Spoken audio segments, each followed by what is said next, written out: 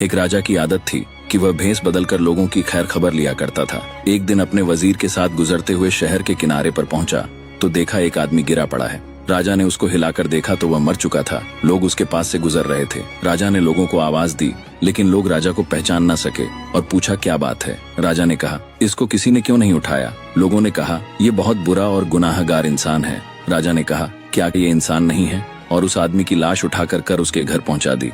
उसकी बीवी पति की लाश देखकर रोने लगी और कहने लगी, मैं गवाही देती हूँ, मेरा पति बहुत नेक इंसान है। इस बात पर राजा को बड़ा ताज्जुब हुआ। कहने लगा, यह कैसे हो सकता है? लोग तो इसकी बुराई कर रहे थे और तो और इसकी लाश को हाथ लगाने को भी तैयार न थे। उसकी बीवी ने कहा, मुझे भी लोगों से यही उम्मीद थी। दरअसल हकीकत यह है कि मेरा पति हर रोज शहर के शराब खाने में जाता, शराब खरीदता और घर लाकर नालियों में डाल देता और कहता कि चलो कुछ तो गुनाहों का बोझ इंसानों से हल्का हुआ।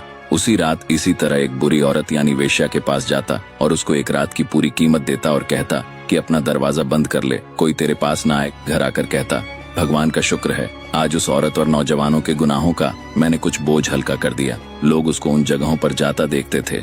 मैं अपने पति से कहती, याद रखो, जिस दिन तुम मर गए लोग तुम्हें नहलाने तक नहीं आएंगे, ना ही कोई तुम्हारा क्रियाकर्म करेगा, ना ही तुम्हारी चिता को कंधा देंगे। वह हंसते और मुझसे कहते कि घबराओ नहीं, तुम देखोगी कि मेरी चिता खुद राजा और भगवान के नेक बंदे ही आकर उठाएंगे। ये सुनकर बादशाह रो पड़ा और कहने लगा, मैं राजा हूँ, अब इसका क्रियाकर्म मैं ही करूंगा और इसको कंधा भी मैं ही दूंगा। हमेशा याद रखिए, अपना किया कर्म कभी खाली नहीं जाता, इसलिए अच्छे कर्म करते रहिए, खुद भी खुश रहिए और लोगों में भी खुशियां बांटते रहिए।